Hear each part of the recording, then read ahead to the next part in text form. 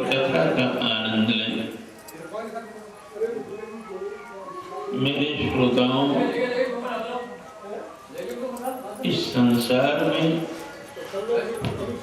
यदि तुम उन्नति प्राप्त करना चाहते हो, भूति प्राप्त करना चाहते हो, खासकर वह उन्नति जिस उन्नति के साथ शांति भी जुड़ी हुई हो, तुम प्रार्थना करते हो ओम जय जगदीश है। इस प्रार्थना में एक कड़ी बोलते हो सुख संपत्ति घर आवे। पहले संपत्ति का नाम नहीं लेते, पहले सुख का नाम लेते हो। इसलिए क्योंकि जरूरी नहीं है कि तुम्हारे पास संपत्ति हो तो सुख भी। रामायण में भी गोस्वामी जी बोले, जिमि सरिता सागर महुजाही, यद्यपि ताहि कामना नाही, तिमि सुख संपत्ति बिनहि बुलाए। यहाँ भी पहले संपत्ति का नाम नहीं लिया गया, पहले सुख का नाम लिया गया। इसलिए मैंने कहा कि उन्नति सिर्फ आर्थिक उन्नति नहीं, वह उन्नति जिसके साथ शांति भी जुड़ी हुई। संपत्ति का अंबार है, स्वर्ण थाली में रसगुल्ले रखे हुए हैं, परंतु घर में अशांति इतनी है कि वह सुंदर मिठाई भी गले के नीचे नहीं उतर रहा है। एक निर्धन व्यक्ति की झोपड़ी है,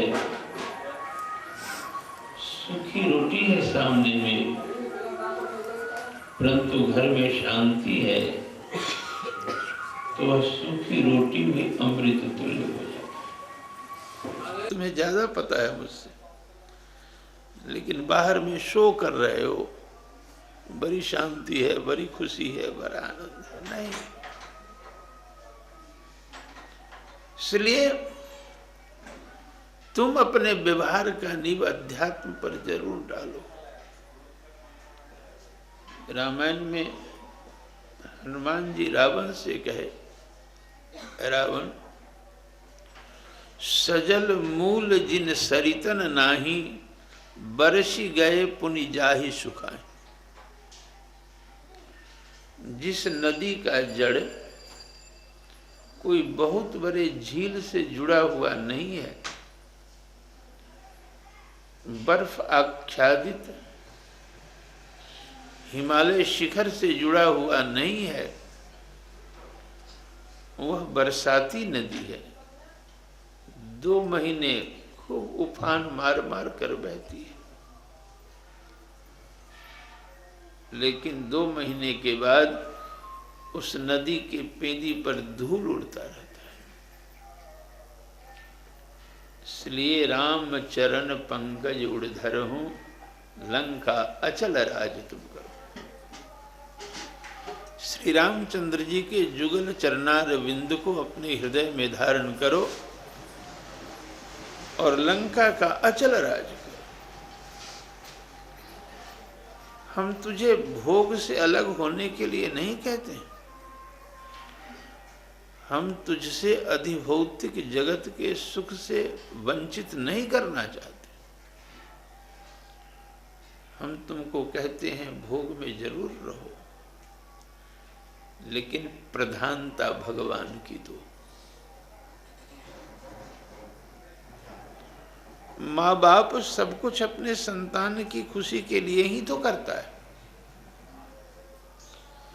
सिर्फ एक अपेक्षा रखता है कि बाल बच्चे मेरे पास आकर मुझे प्यार दें, सत्कार दें,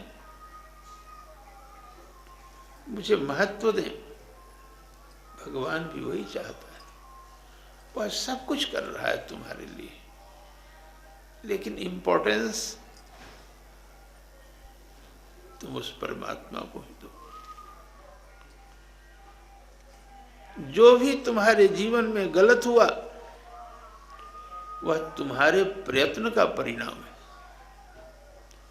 और जो कुछ तुम्हारे जीवन में अच्छा हुआ वह परमात्मा की कृपा का परिणाम। तो आओ श्रवण करें।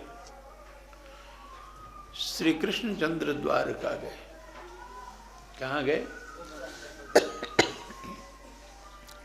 श्री कृष्णचंद्र द्वारका गए। कृष्ण की कितनी पत्नियां थी?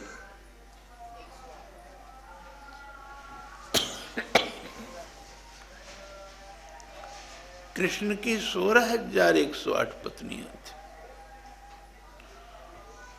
और सब एक से बढ़कर एक समर्पिता, और सभी एक से एक बढ़कर अनित्य सुंदरियां।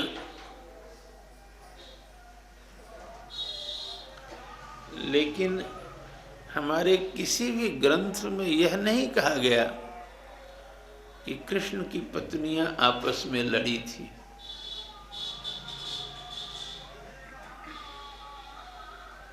यहाँ तुम्हारे हमारे 2-3 पत्नियां ही हो जाए तो तूफान खड़ा हो जाए। वहां 16,108, परंतु आपस में कभी लड़ाई नहीं। क्यों नहीं लड़ाई? लड़ते हम तुम तब हो जब हमारे तुम्हारे स्वार्थ की हानि होती है। लड़ाई कब होती है? जब हमारे तुम्हारे स्वार्थ की हानि होती है। लेकिन उन कृष्ण की पत्नियों को कृष्ण से सुख प्राप्ति की अपेक्षा जितनी नहीं थी, उससे ज्यादा हम अपने पति को कितना सुख दे सकते। उद्धव जी जब गोपियों को समझाने आए थे तो गोपियां एक बड़ी बात उद्धव जी से बोल गई। गोपियां बोली, उद्धव जी श्री कृष्ण दूर नहीं गए, जमुना के उस पार मथुरा ही तो गए, और हम गोपियां कृष्ण प्रेम की पराकाष्ठा में समाज की लज्जा त्याग दी हूं। श्रीमद् भागवत का वचन है, विसृज लज्जाम।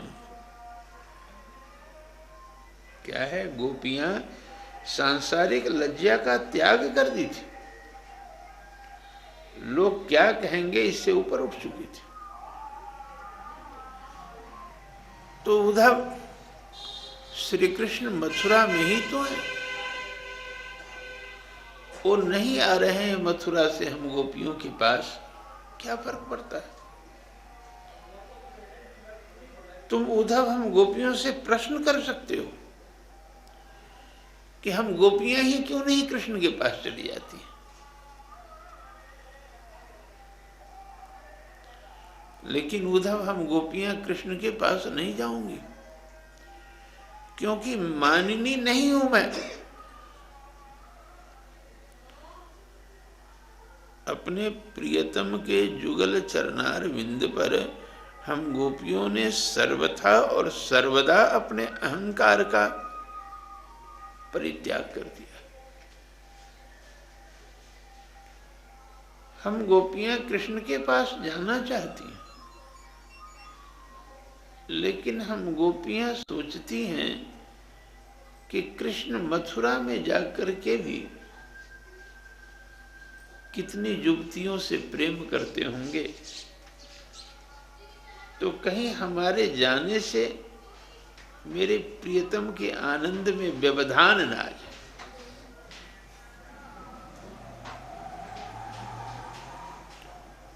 तो जीवन में समस्या तब है जब स्वार्थ है, परेशानी तब है जब स्वार्थ है। पत्नी कहती है पति से तुमसे ब्याह करके मुझे कौन सा सुख मिल गया। यह नहीं कहती है कि तुमसे ब्याह करके मैंने तुमको कौन सा सुख दे दिया। पति भी उसी भाषा में बात करता है, अरे तुमसे ब्याह करके मुझे क्या मिला। इसलिए मेरे श्रोताओं, इस संसार में सच्चे हृदय से प्यार करने वाला एक व्यक्ति तुमको मिल गया तो समझ लो इस संसार में आना तुम्हारा सफल हो गया।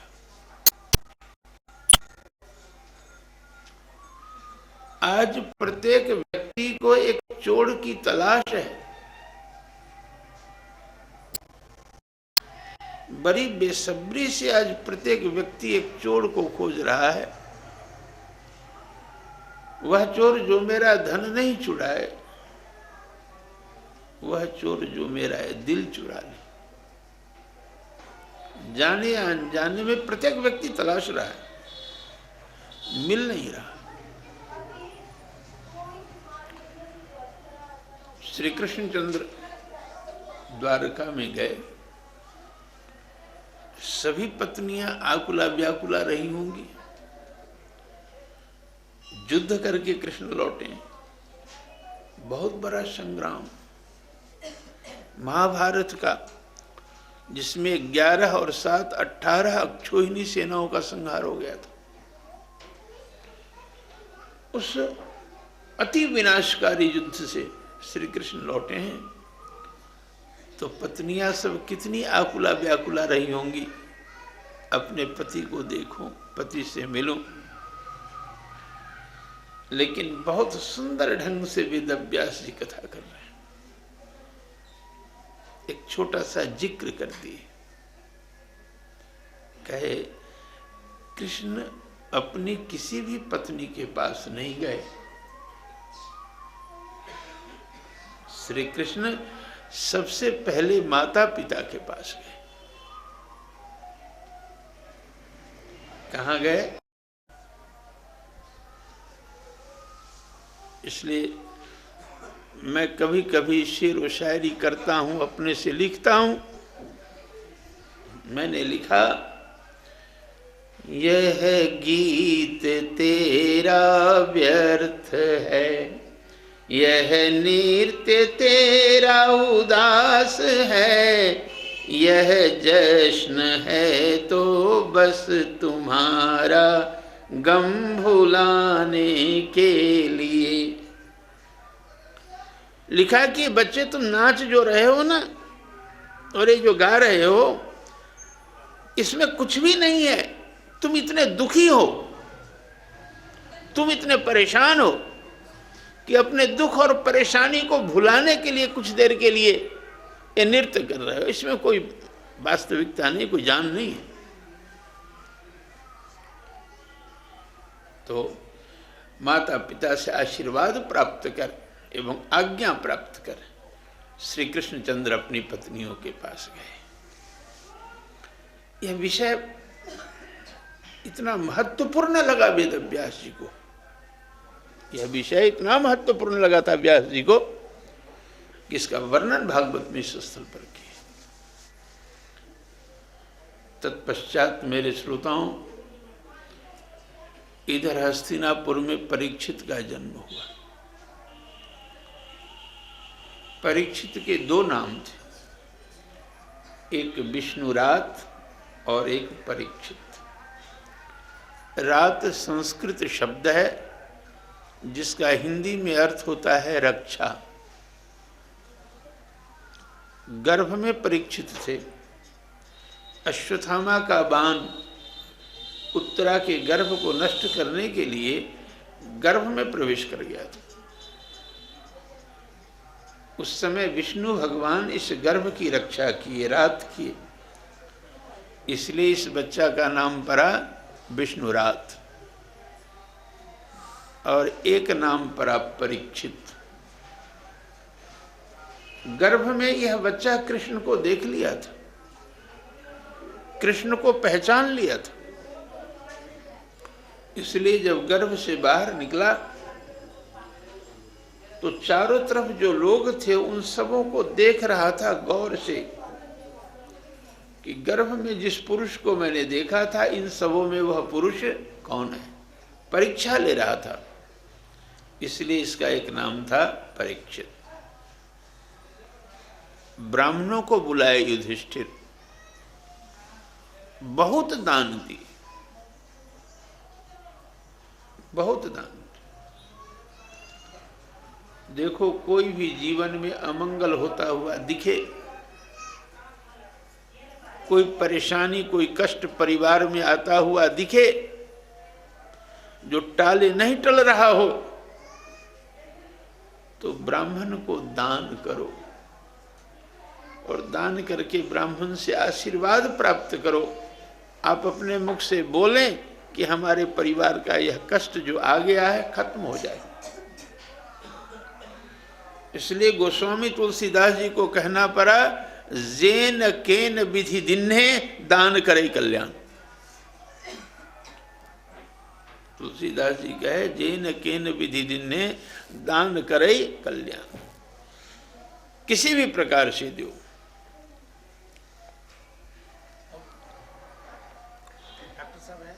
अच्छा, यहीं से हैं? अच्छा अच्छा, लाइए अच्छा अच्छा, जय जय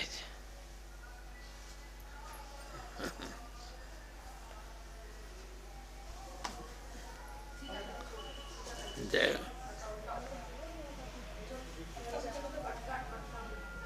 जय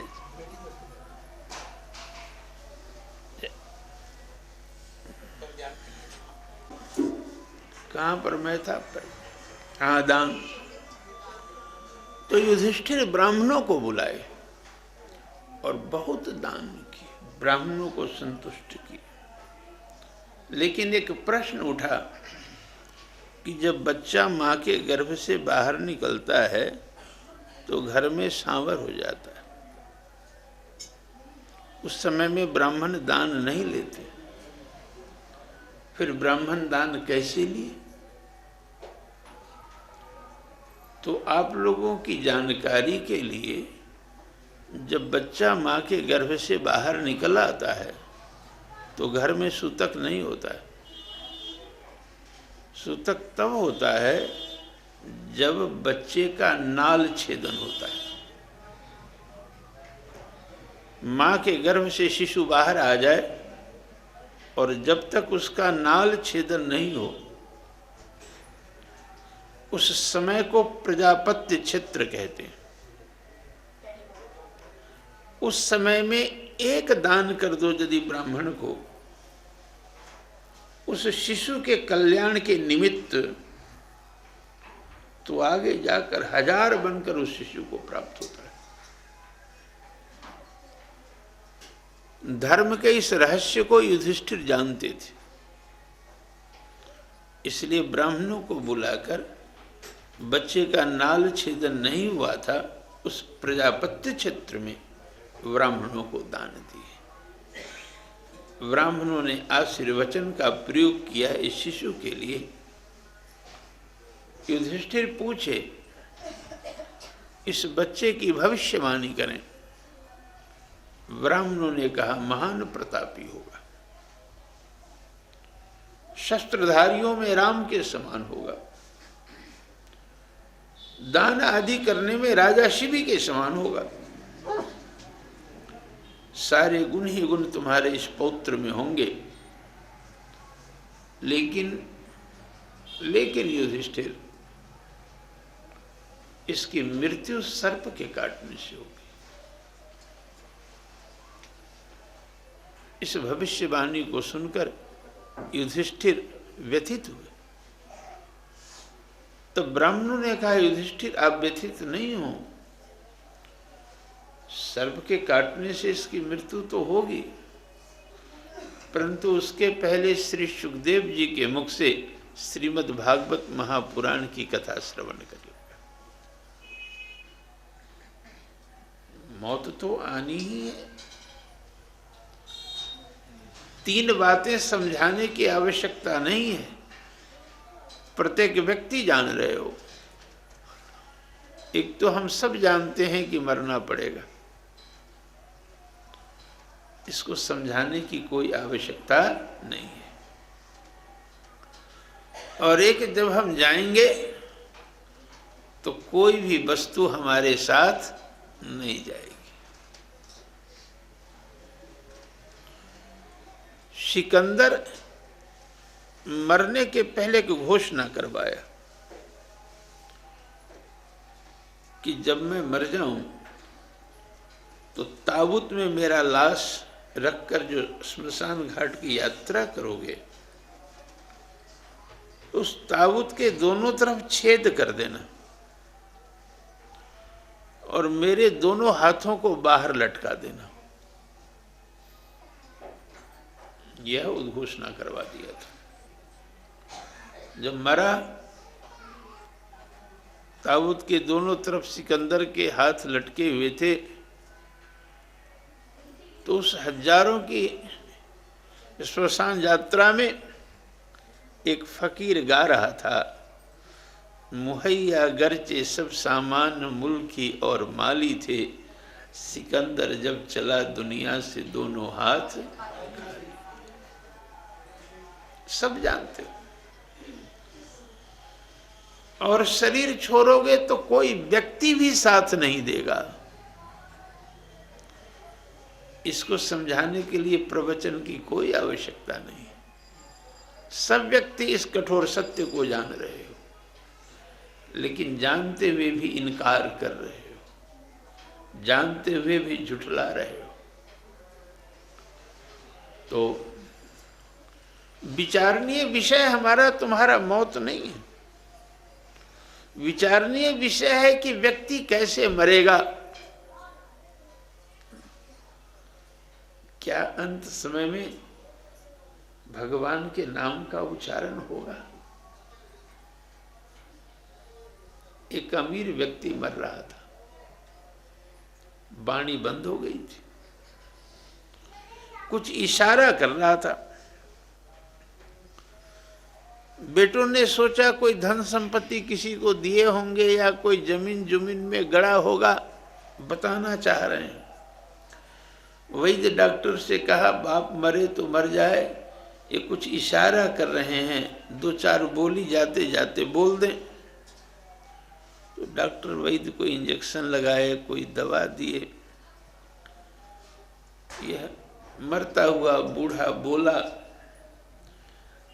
आंगन में बकरी झाड़ू खा रही थी। कहा, चिल्लाया, अरे मेरे सामने बकरी झाड़ू खा रही है, तुम लोग कुछ नहीं कर रहे हो, मैं मर जाऊंगा तो मेरी संपत्ति की क्या दुर्दशा करोगे। और अंत में यह बूढ़ा झाड़ू बकरी बकरी झाड़ू झाड़ू बकरी बकरी झाड़ू करते करते मर गया। यह दृष्टांत कौन बोले थे? भागवत महापुराण के प्रसिद्ध वक्ता पूज्य श्री रामचंद्र जी डोगड़े।